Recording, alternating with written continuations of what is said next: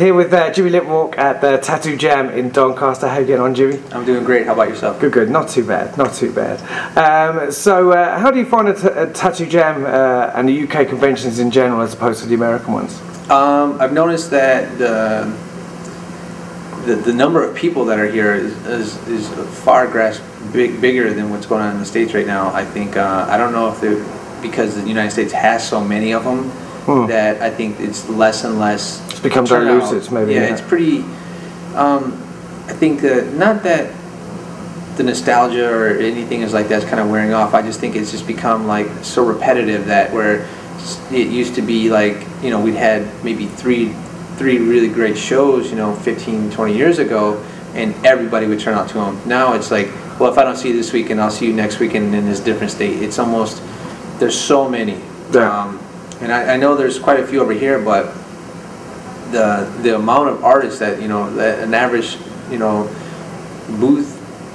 artist booth thing in the States is you're usually looking, you know, 40 to, you know, 80 booths. Yeah.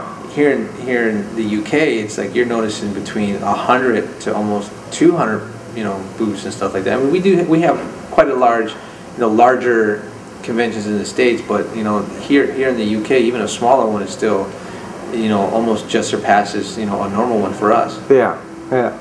And just with the clientele that you get in the conventions as American to maybe the UK or even the European conventions, do you find much difference there? For myself personally, no. I think people are pretty much familiar with my work that know who I am. Yeah. So it's they ask for pretty much the same thing. So the clientele base is pretty much the same for me. Yeah, okay. Now your style is incredibly distinctive, full of bold colours and stuff like that.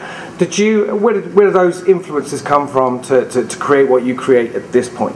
For me, it's always, I still feel like I'm trying to develop a style.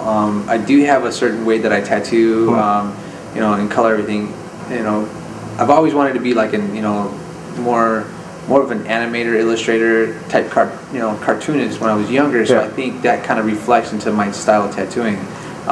The way I tattoo has always been the way I've drawn, and I just think it's transferring from like paper to skin. You know, yeah. And I think just now it's trying to like my artwork's pretty much the same. I draw how I draw, but now it's the application. I'm always trying to, you know, get better with my, you know, drawing abilities, my coloring abilities, my application and stuff like that. So can you tell us a story about your first tattoo experience? That I got tattooed or I did a tattoo? That you maybe got tattooed. Like, why did you get tattooed in the first place? First tattoo I got, I was 15 years old, and I remember being in high school, all the kids arguing about, like, you know, trying to be a rebellious age and stuff like that. And my mom, she's the greatest person in the world to me. I owe everything where I'm at to that woman. Yeah. I was raised single mom, and I didn't have the arguments or the complaints or the, you know, that, you know, all the other kids had about their parents. Like, I love my mom. Like, we got along great. She was one of my best friends. Yeah. And it was one of those things that, you know, I was like, oh, trying to fit in. I, you know, wanted to have like a, you know, a bit of an argument with her, and you know, we were somehow, you know, I think around the group we were talking about tattoos, and I was like, I'm gonna get tattooed. So I went home, you know, thinking I was gonna, you know, not really expecting anything. I just told my mom I want to get tattooed, and she was like, all right, let's go. And I was like, what? I don't want to. All right, you know? Yeah. So, and you know, we talked. My uncle went with me, and I went to this crazy old biker tattoo shop. They didn't care how old I was; it's as long as you had money and nervous. And my mom went with me. My uncle was there, and I just randomly kind of thumbed through the books real quick. I was like, all right, I'll take that. You know, it was more or less just kind of a pick and stick. Didn't really. There was no reason, no, you know, like specific meaning for me why I got the tattoo. Yeah. It was more or less just trying to start a fight, you know. And mom called my bluff. Yeah, it didn't work, not at all.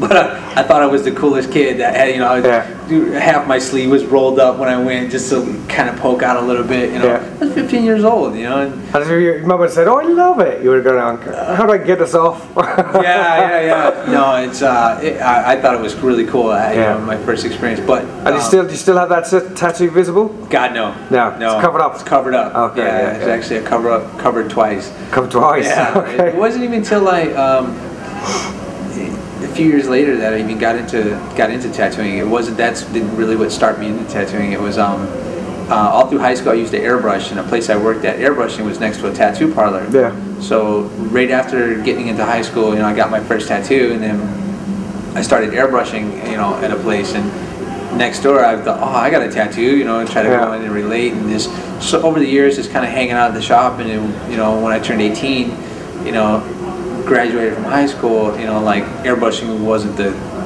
in thing to do, and I needed something else, and just through the friends, they agreed to take me on as an apprentice. So I apprenticed for 2 years, and then after that started my apprenticeship. I kind of started before I graduated, but I had a pretty long, hard apprenticeship. Old school apprenticeship. It wasn't like it was nowadays. I've been tattooing 14 years, and I still think that's pretty new. But my apprenticeship was very hard. Yeah, I definitely did the whole Karate Kid, paint the fence, wax the car, type thing. It was, but I appreciate every moment of it. I think it should be a little bit more difficult, like have a harsher apprenticeship nowadays, because it'll weed out the people who are. It's easy to get into tattooing. You can teach someone how to hold a machine. You can teach someone how to do a nice tattoo, but you can't teach anyone passion. I think you have to have passion for this industry, and having a hard apprenticeship will show you how dedicated you are, to trying to really make it in this industry. I'm very lucky that the industry that I've chosen has given me a really great life. Everything that I have is thankful to this. My whole life I grew up around two city blocks in Southwest Detroit. It was really small, confined, bad neighborhood. And now I went from that to I get to travel the world. I got friends all over this planet. And I owe everything that I have to tattooing. And this is one of those industries that it will give you exactly what you give it. If you treat this thing with very hard work and dedication, it'll pay off for you. But if you try to come in real quick and rape it, just think you're going to be, just take it and use it for what it's worth, your life expectancy will just be in and out quick. You're not going to make a great name for yourself. For as big industry this thing is, it's really small. It's still a real tight-knit community. Tight-knit community, absolutely, I mean, it's still growing, but like that. But I think it's, it doesn't take much to create a bad name for yourself here. No, not at all, at all. And do you think the lines between tattooing and, I mean, it's kind of weird because for many years, a gripe of a lot of artists was that tattooing didn't get the same kudos maybe that mainstream art got. Yet now it seems to be blending. A lot more, there's a lot more illustrative tattooing coming into the fore and stuff like that. Do you think that tattooing is becoming a more acceptable art form? And it doesn't matter if it's acceptable to other people, but do you think it is becoming more acceptable to other people? I do. I think, it's sad to say, with, the popularity of TV shows and stuff like that, that it's a double-edged sword.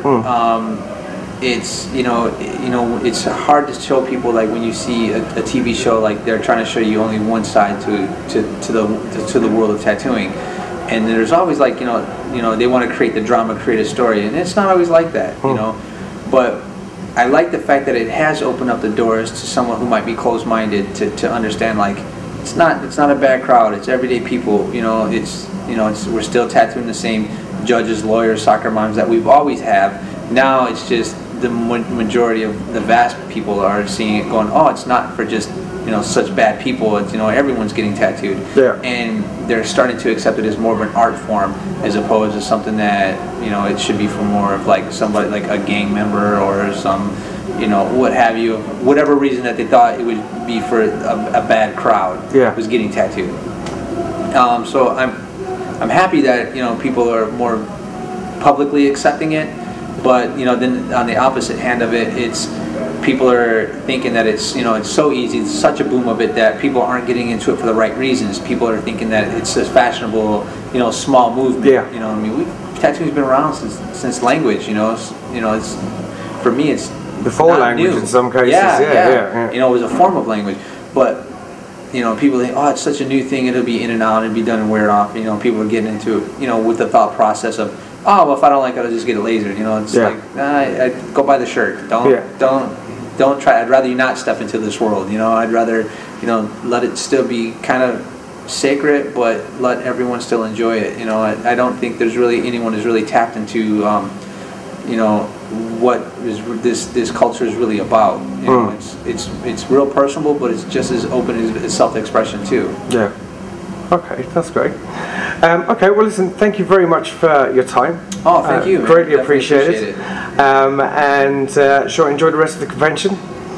Yeah, I hope so. I hope it's first time here, and I really enjoyed it. You know, like I love the UK. UK's always been really good to me. You know. All right, cool, man. Yeah. Cool.